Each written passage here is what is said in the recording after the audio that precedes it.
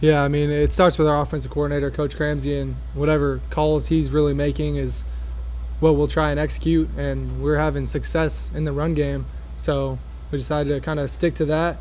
I was telling someone earlier, 211 yards rushing. There hasn't been many times in my career at Memphis we've rushed for 200 yards, so it's a really good feeling to set the tone early for our offensive line. I think it's just a confidence builder for them to put on this performance today. I think they did a great job, communicated well, and I'm just happy we got the win. Rachel? Seth, just how impressed were you with the run game considering we now know that Sutton is out for the rest of the season? Yeah, I was really impressed. Mario and Greg, our two-headed monster, backfield, they played really well. They ran hard. They picked up protections. I thought our running back room did a great job stepping up in spite of Sutton being out this week. So, they're expected to do great things, and they've been preparing to do great things in the whole offseason during the summer. So, next man up mentality, that's all you can really do. So, proud of them and need to continue stacking good days, stacking good weeks, and continue putting the product out there. Seth, how would you grade your performance today? Obviously, the run game was playing really well, but just as a quarterback, how do you think you performed? Probably like 7.5 out of 10. Missed a couple balls. I missed the out route to Kobe Drake. I don't remember. It was before I kind of got banged. I kind of got hit once, and then I missed a go ball to rock. The wind kind of took it on both of those. So I mean, there's no excuses to be made. I put the ball in harm's way once whenever we had a dig over the middle and the backer was dropping. He kind of tipped it. I should have just continued through my progression. So I mean, there's always things to clean up. But leaning on the run game, that's huge. That just shows that our offense is versatile. We can run the ball, we can throw the ball, we'll protect, and we have studs at receiver and at tight end. So, I mean, we're going to be good. Just got to continue putting in the work every single day, and executing a little bit better. You go Frank and Colin. Seth, this is the second straight game you've been past at least 9 teammates. How are you liking the way that you guys are executing Ramsey's game? Yeah, I mean, I think the product kind of speaks for itself. I'm pretty happy, even if I didn't play my best game. If we score 38, 40 points, I'm gonna be happy, and if we win the game, I'm gonna be happy. Like in the moment, I was texting some other quarterback who was asking for some advice last night, and I said, in the game, you have to let things go, and you have to play free and play a little loose and be excited to play. But after the game, that's when you're hard on yourself and you watch the film, you correct what you messed up on, and you get better from that. So that's kind of how I go about it every single week.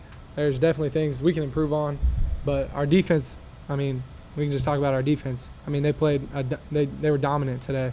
So really happy about what they did, and just shout out to those guys, Coach Hankins.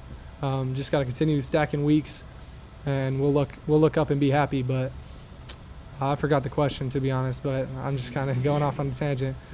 But just got to be a little bit better on offense. Starts with me. Colin? So, going back to those deep balls, you said like the wind kind of carried it.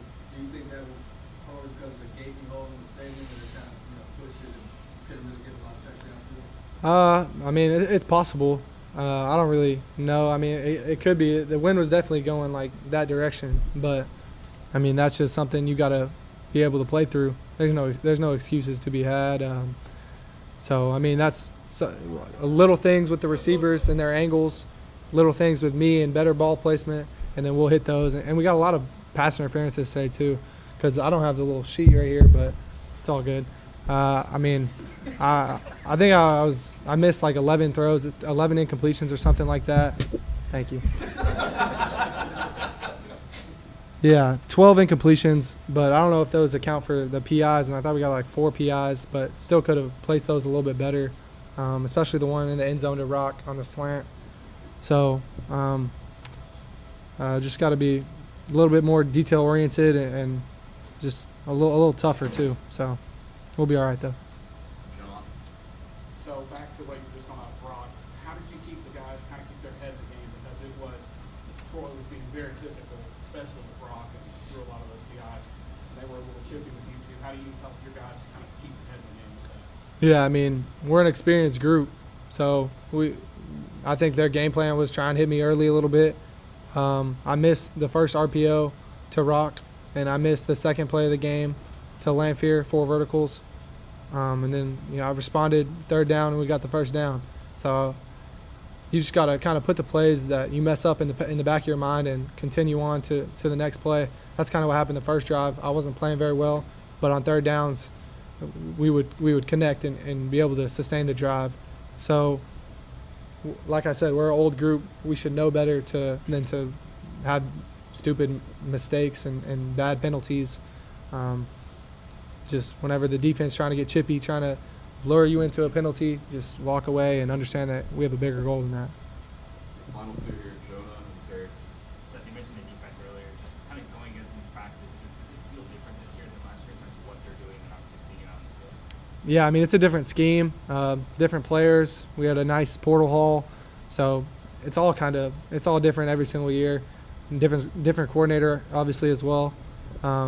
And it's only been 2 games, so it's hard to tell. We just got to continue stacking days and stacking weeks and put the product out there on Saturdays. But thus far, throughout the first 2 games of the season, I mean, they're the best. They're one of the best units on our team on the field. So they're doing a great job. I think our defensive line is doing a great job letting our backers play free. Elijah Herring, 8 tackles.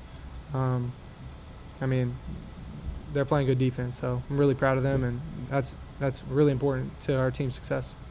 On the opposite side of the ball, how well has the offense played, and how close are you getting to your peak performance? I think we're not even close to our peak performance. There's definitely I don't know how many drives we had and how many times we scored out of those drives, but just there's more points that we left on the table once again that we need to finish on those drives. But I thought our guys did a great job. Just really had locked in eyes in the huddle. Just on drives, we're like, we need to score right here. We need to put our foot on the throat. This is an important drive in the game. I thought our offensive line and everyone was really locked in those moments. So that's a really good thing to feel, and as a quarterback, have your guys behind you and ready to go execute. Thank you, Seth. Appreciate it. Thank you, guys.